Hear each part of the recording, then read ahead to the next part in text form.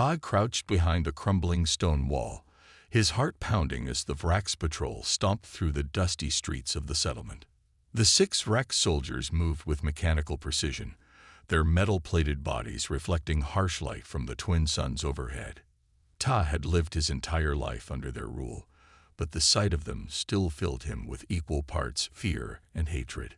The tallest Vrax, Commander Grek, stopped suddenly and swung his sensor-laden head toward a group of Nari workers struggling with heavy mineral crates. The workers immediately lowered their eyes, their thin bodies tensing. Production efficiency has decreased 7% since last cycle. Grek's voice boomed through his translation device, the artificial sound grating and cold. The Dominion requires more output. Any section failing to meet quotas will have nutrient rations reduced accordingly. Tay's fingers curled into fists, nails digging into his palms. 3 centuries his people had endured this, working themselves to death, extracting precious minerals from a world that once teemed with life and beauty. Now Narration was little more than a hollowed shell, its forests replaced by mining pits, its oceans tainted with industrial waste. When the patrol moved on, Ta darted between buildings, keeping to the shadows. His worn clothing blended with the gray-brown dust that covered everything in the settlement.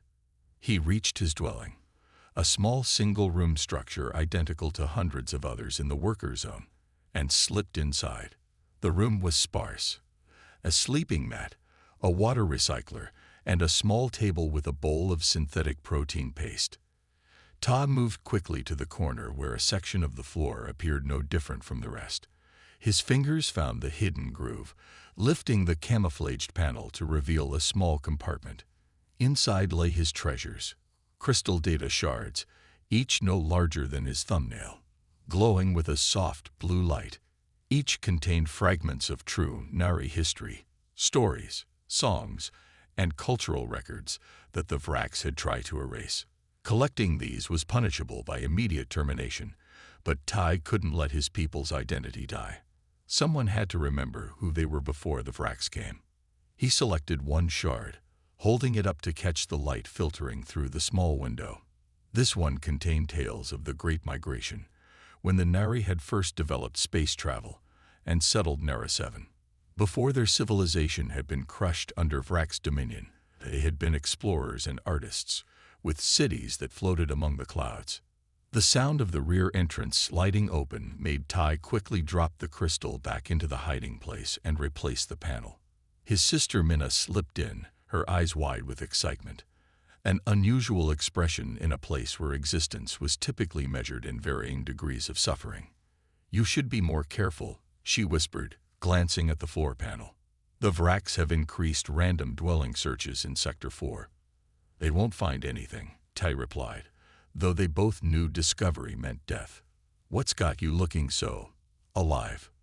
Minna sat on the floor beside him, her voice dropping even lower. "I was servicing communication equipment in the administrative tower.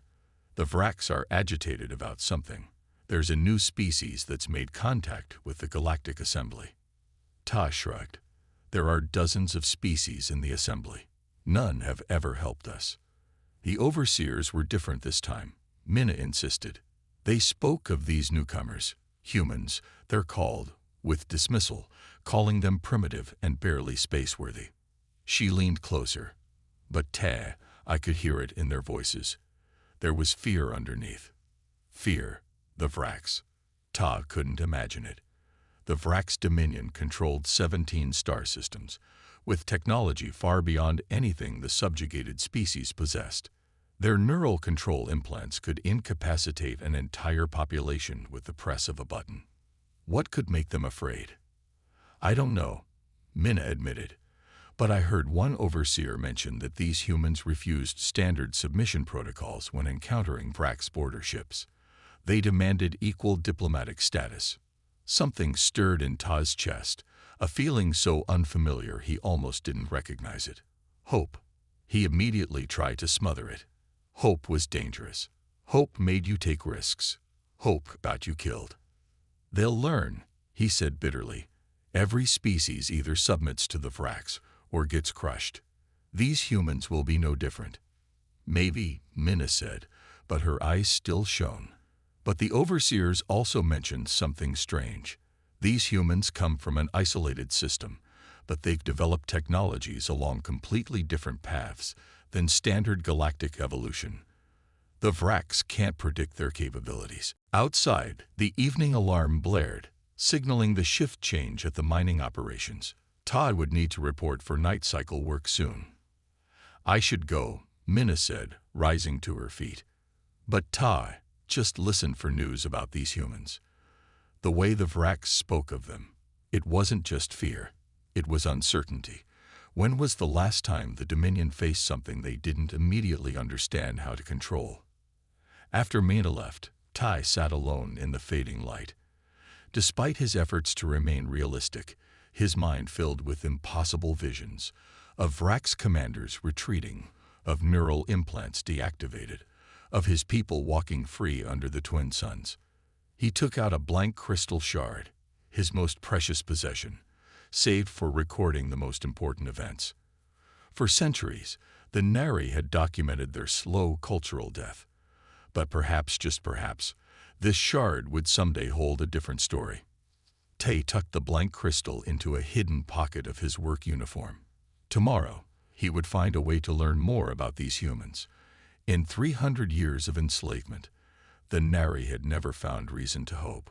But for the first time in Ta's life, he allowed himself to wonder if their long nightmare might eventually end.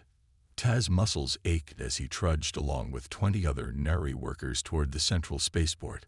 3 months had passed since his sister Minna first mentioned the humans. Since then, rumors had spread through the settlement like wildfire, despite Vrak's efforts to control information. Eyes down, mouths shut, growled their Vrak supervisor, Enforcer Kral. His neural control button hung threateningly at his side, a reminder that disobedience meant pain delivered directly to their implants. As they approached the massive landing platform, Ty saw it, a vessel unlike any he had seen before. Where Vrak's ships were all sharp angles and intimidating spikes, this craft had smooth curves and an oddly elegant design. Its hull bore scorch marks and a large gash along one side. The name Horizon was printed in unfamiliar characters. "A human vessel," whispered Jin, the worker beside him. "They say it was damaged navigating the asteroid field." "Silence," barked Kral, striking Jin with the baton. Jin dropped to his knees, body convulsing as the neural implant at the base of his skull sent pain signals flooding through his nervous system. Overlord Dresk, the highest-ranking Vraks in the sector, stood waiting as they approached. His armor was more ornate than the common soldiers, with glowing circuitry running through its black metallic surface. "You have been selected for this detail because your worker files indicate higher intelligence and technical aptitude than the common labor units," Dresk announced, his translator making his words sound flat and artificial. "The Dominion requires information about human technology. You will assist our engineers in studying their vessel." Dresk's red eyes narrowed as he surveyed the group. "Remember, these humans do not understand our galactic order. They are primitives who have stumbled into space. Any communication with them beyond necessary work instruction is forbidden. Violations mean termination, not just for you, for your entire family unit." Tai swallowed hard. The threat was clear.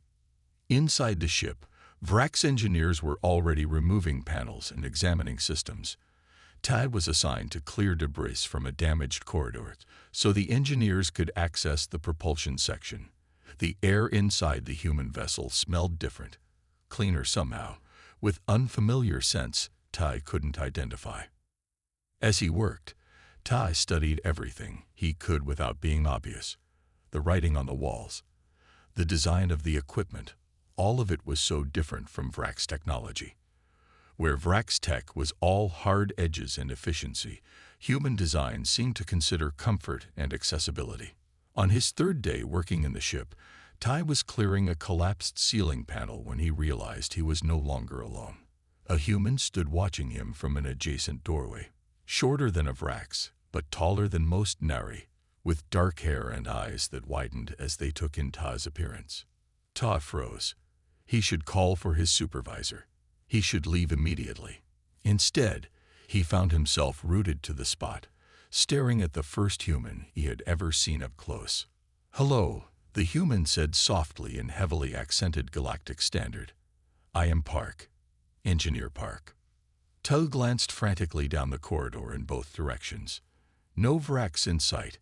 His heart hammered against his ribs.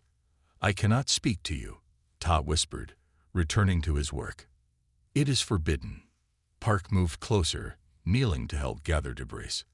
"The Vrax only said you couldn't speak to me. They didn't say I couldn't speak to you," he said with what appeared to be a deliberate facial expression. A smile, Ta recalled from ancient records. Despite the danger, curiosity overwhelmed Ta's caution. "Your ship, it's unlike anything in Vrax space. Our first deep space explorer," Park said proudly, then frowned as his eyes fixed on the neural implant visible at the base of Ta's neck. "What is that device?" "Control implant," Ta explained, keeping his voice low. "All subjugated species receive them at birth. They track our location and can deliver punishment if we disobey." Park's expression changed dramatically. "Your people, they're enslaved." The bluntness of the question startled Ta. In Vrax territory, no one spoke so directly about their condition. It was always service to the Dominion, or fulfilling assigned purpose.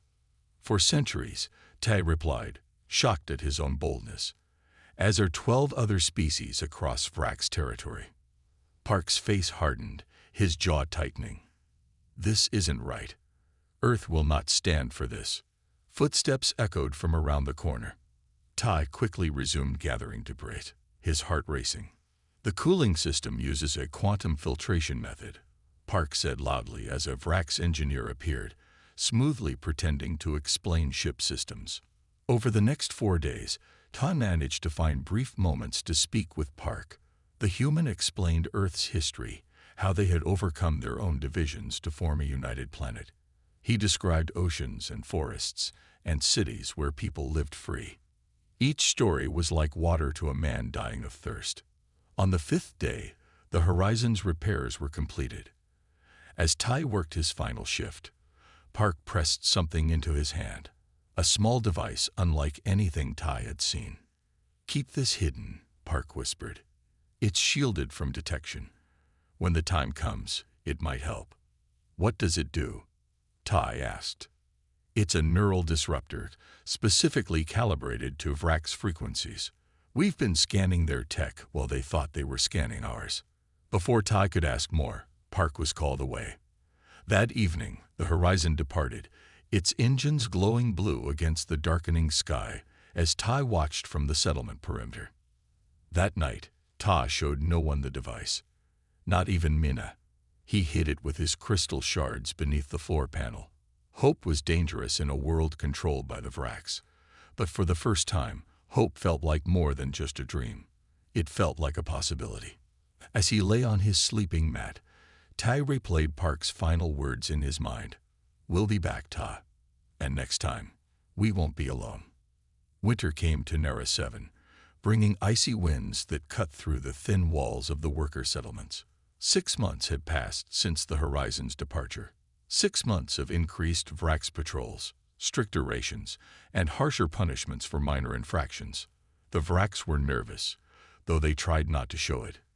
Ta had been reassigned to maintenance duty in the administrative center after showing technical aptitude during a Horizon examination. It was dangerous work, closer to the Vrax overseers, but it also provided access to information. Each night, he returned to his dwelling with his mind full of snippets overheard, data glimpsed on screens, and patterns noticed in Vrax behavior. "Something's coming," he told Mina one evening as they shared a meager meal. "The Vrax have increased long-range scanning. They'd repositioned defense platforms. They're expecting something." 2 days later, it happened. Ta was repairing an environmental control panel when alarms blared throughout the facility. Vrax soldiers rushed through the corridors, shouting orders. Taking advantage of the chaos, Ta slipped into an unused monitoring station and activated the console. On the screen, he saw it, A vessel had appeared at the edge of the system. It was much larger than the horizon, its hull gleaming white against the blackness of space. Unlike the exploration vessel, this ship bore official markings and moved with purpose directly toward Nara 7. "Attention, Vrax Command." A voice came through the communication channels. "This is the UEA diplomatic vessel Peacemaker, requesting immediate audience with planetary leadership regarding interspecies relations and sovereign rights." Tay's heart pounded as he watched the Vrax leadership scramble to respond.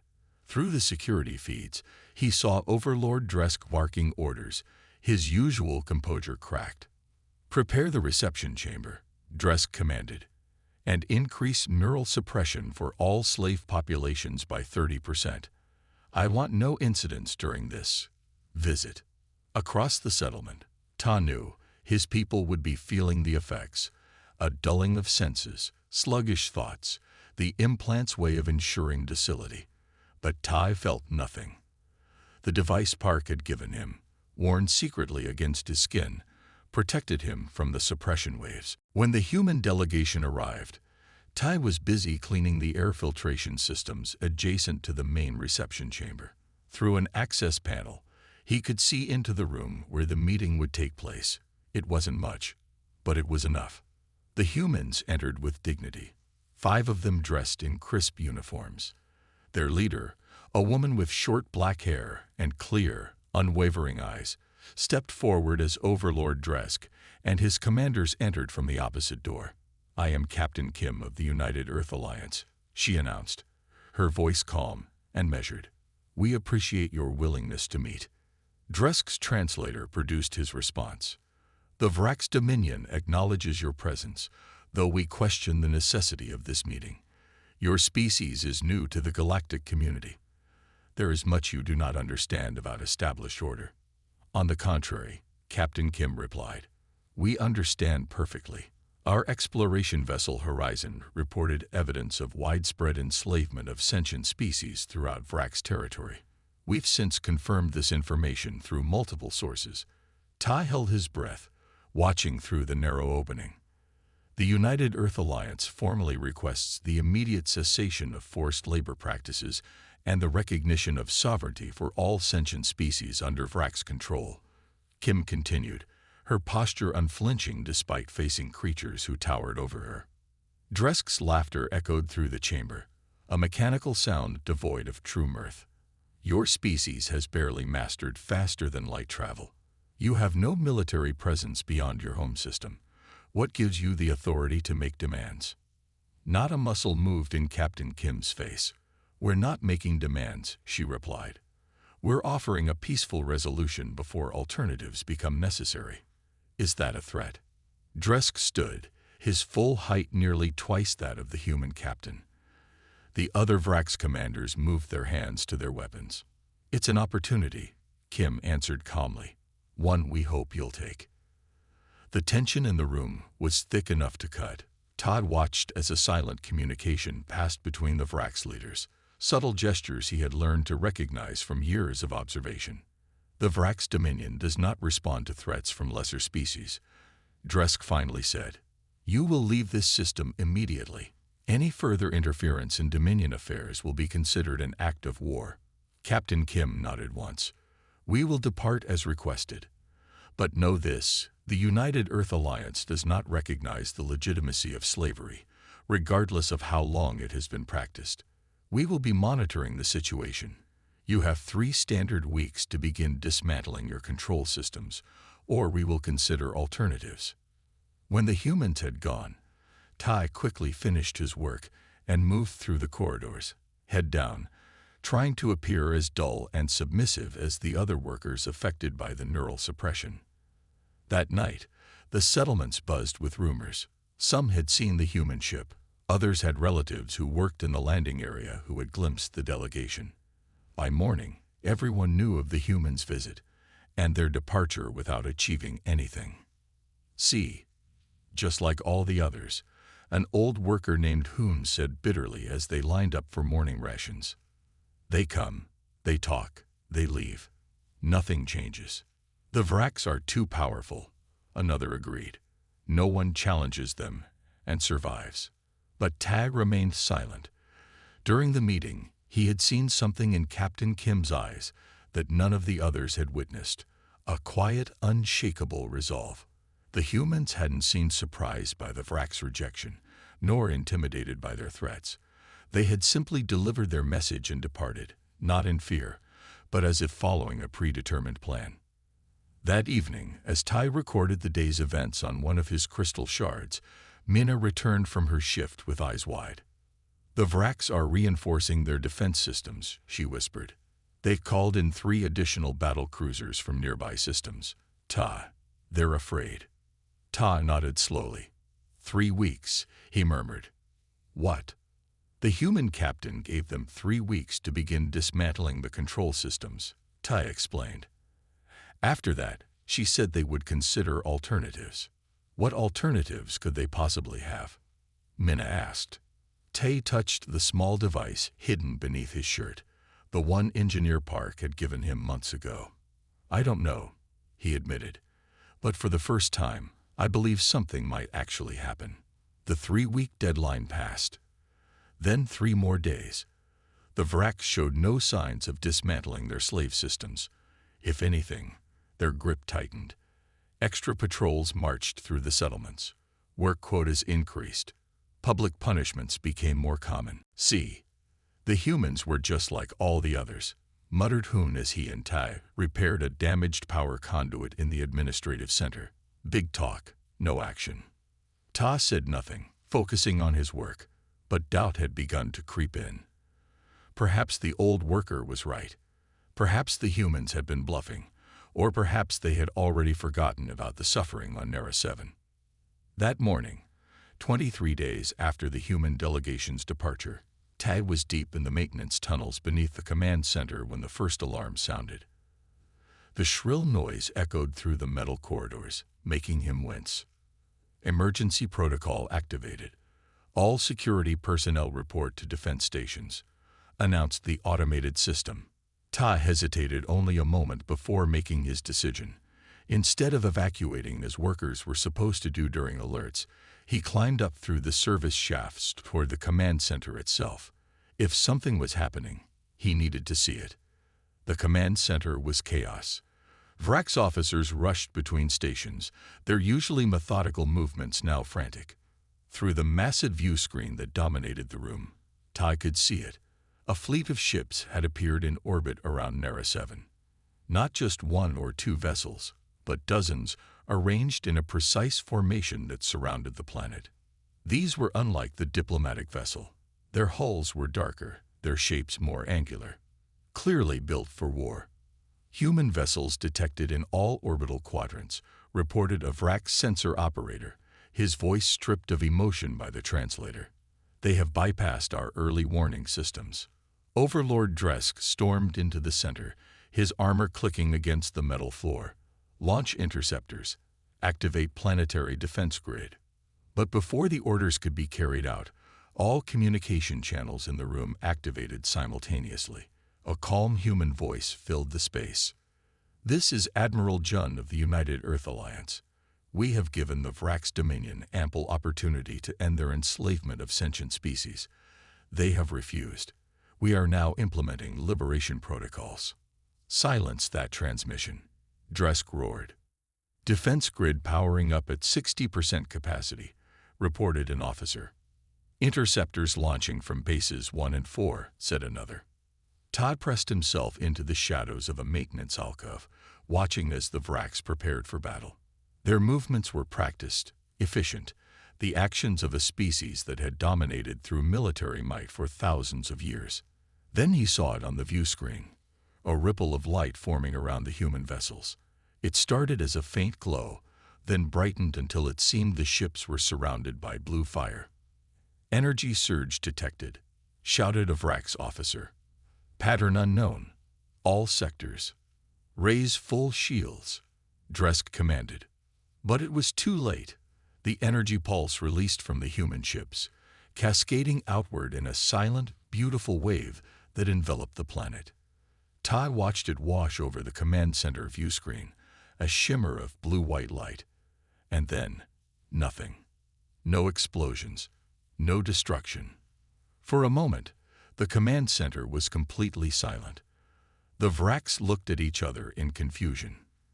Then, one by one, systems began to fail. First, the main view screen flickered and went dark. Then the control consoles shut down. The lights dimmed, then came back on at reduced power. Emergency systems only. Report, Dresk demanded. But the officers had no answers. Their communication devices no longer worked. The neural interfaces they used to connect with their technology were dead. Weapons? Non-responsive. Overlord. Planetary shield. Offline. Neural control network. This question sent a jolt through Ta. The neural control network, the system that connected to the implants of every enslaved person on the planet. Network is completely offline, Overlord. We cannot send signals to any implants. Tay's hand moved to the back of his neck, feeling the small bump where his own implants sat. For the first time in his life, he felt nothing from it. No background hum, no sense of being washed. It was truly dead. All around him, the mighty Vraks command structure was collapsing. The technology they had relied on for dominance, the systems that had kept billions enslaved across their territory, had been neutralized in a single strike. In that moment, Tai understood what Engineer Park had given him 6 months ago. The small device had been a prototype, a test to see if Vraks' neural technology could be disrupted. The humans had used that knowledge to develop something far more powerful. What have they done? Dresk raged, his translator struggling to convey the fury in his voice. How is this possible? A single communication channel suddenly activated. The only working system in the room. Admiral Jun's voice came through clearly. Attention Vraks leadership. What you are experiencing is a targeted electromagnetic pulse designed specifically for Vraks technology signatures. We have disabled your control systems, weapons, and defenses. We have not harmed any living being. Your neural control implants are permanently disabled. Your enslaved populations are now free. Tai could hardly believe what he was hearing. Centuries of Vraks domination ended without a single death. The humans had found the one weakness the Vraks had never protected against, their complete dependence on their technology.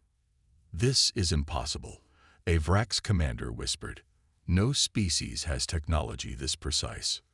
Dresk turned to his officers, his posture still commanding despite the crisis. Activate backup systems. Deploy ground troops. We still have physical control. But Tai was already moving, slipping out of the command center through the maintenance shaft. He had to reach the settlement, had to tell everyone what had happened. The implants were dead. The barriers that kept them contained would no longer function. As he emerged from the administrative center, Ta saw confusion everywhere. Vraks soldiers were trying to maintain order, but without their technological advantages, they were just large, awkward creatures in heavy armor. And everywhere, Nari workers were touching the backs of their necks, looking at each other with dawning realization. The implants are dead, Ta shouted as he ran toward the center of the settlement. The humans have freed us. At first, people stared at him in disbelief. Then, one by one, they began to understand the truth. The constant presence that had monitored their every thought and movement was gone. The thing they had feared their entire lives had been neutralized. In a single precise strike, without taking the single life, the humans had neutralized centuries of Vraks' technological dominance. And in that moment, for the first time in 300 years, the Nari people began to hope. The sun rose over Nara 7, painting the sky in shades of amber and gold. It was the 5th day since the human fleet had disabled the Vraks systems. 5 days of chaos, confusion, and then, slowly, the first tentative steps toward freedom. Ta stood on the balcony of what had once been the Vraks Administrative Center. Now it served as headquarters for the newly formed Nari Provisional Government. Below, the settlement buzzed with activity. Human aid workers in blue uniforms distributed food and medical supplies. Engineers worked alongside Nari technicians to restore power and water systems. The door behind him slid open.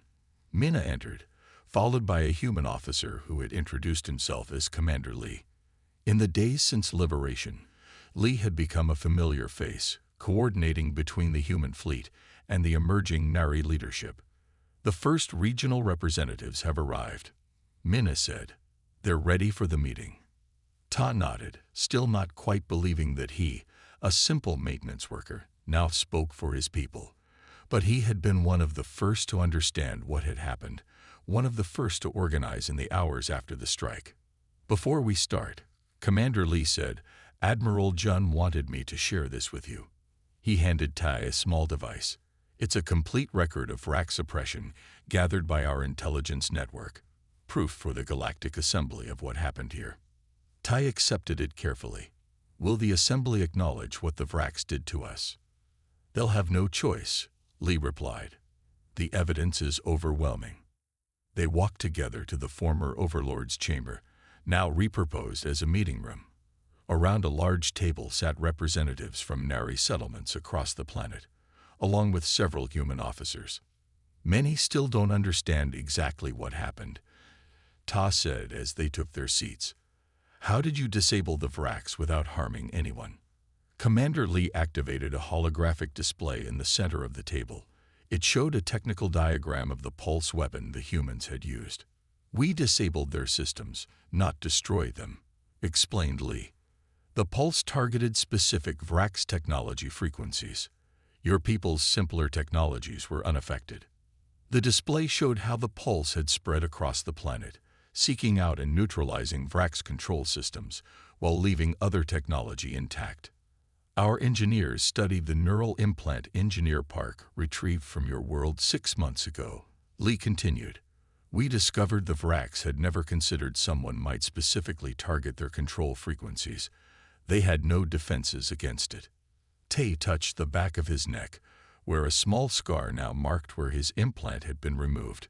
Human medical teams had been working day and night to safely extract the devices from the Nari population. In 300 years, no species ever challenged the Vraks, Ta said quietly. Many knew of our suffering, but none intervened. The room fell silent. Some of the older Nari representatives looked down, memories of centuries of oppression evident in their eyes. Where we come from, there's an old saying, Lee replied. All that is necessary for evil to triumph is for good people to do nothing. We couldn't do nothing. One of the regional representatives, an elderly female named Suri, leaned forward. And what do your people want in return for this liberation? Our resources, our loyalty. It was the question many Nari had been asking. What price would they pay for their freedom?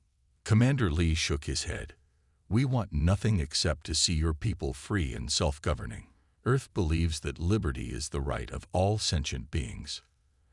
And the Vraks? Asked another representative. What happens to them now? As if on cue, the doors opened, and 2 Vraks entered the chamber. Without their powered armor and weapons, they looked less imposing, still large and strong, but no longer godlike in their dominance.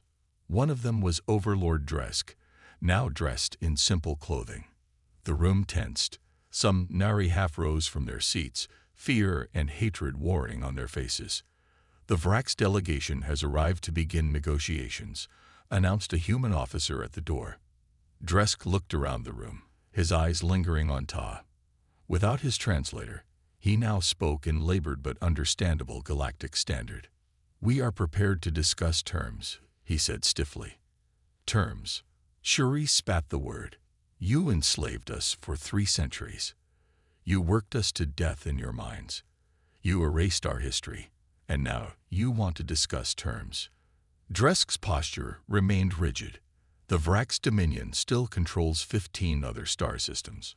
Not for long, Commander Lee interjected calmly. As we speak, human fleets are deploying the same technology across Vrak space. By the end of the week, every enslaved person in the Dominion will be free. For the first time, Tai saw something like fear in the Vrak's overlord's eyes. You have a choice, Ta said, finding courage he never knew he possessed. You can negotiate peaceful coexistence with us and the other species you enslaved, or you can face judgment before the Galactic Assembly for centuries of crimes. The meeting continued for hours. Ta spoke for his people with a clarity and purpose that surprised even himself. The Vraks, stripped of their technological advantages, had no choice but to negotiate as equals, perhaps for the first time in their history. When it was over, Ta walked with Mina through the settlement as evening fell. Human ships glowed softly in the darkening sky above them. Around them, Nari people moved freely through streets that had once been patrolled by Vraks enforcers. "Did you ever truly believe this day would come?" Mina asked. Ta thought of the blank crystal shard he had saved months ago, hoping to record something more than suffering. "No," he admitted, "but I hoped." That night, in the quiet of his new quarters, Ta finally took out that blank crystal. He held it in his palm, watching as it activated at his touch, ready to receive the first historical record of a free Nari people in 3 centuries. He began to speak, his words etching themselves into the crystal's memory. "The day humanity liberated us with one strike marked the end of centuries of bondage. Not through overwhelming force or bloodshed, but through precise, calculated intervention that preserved life while removing the tools of oppression. The humans call this justice. We had forgotten such a concept could exist in the universe. They showed us that strength does not have to crush. Power does not have to corrupt. Advanced species can choose to help rather than dominate. Tomorrow, we begin rebuilding our world. We will restore our forests and clean our oceans. We will rediscover our lost arts and sciences. We will take our place in the galactic community not as slaves, but as a free people. And we will remember that our freedom came not from violence, but from a single act of targeted liberation that showed wisdom beyond mere force. This is the path we too shall follow." Ta set down the crystal and walked to the window. Above, the stars shone brightly in the night sky. Human ships moved in protective formation around the planet. For the first time in his life, for the first time in the lives of any Nari in 3 centuries, Ta looked up at those stars and felt not dread of what might come from them, but hope. For the first time in his life, Ta felt truly free. The end.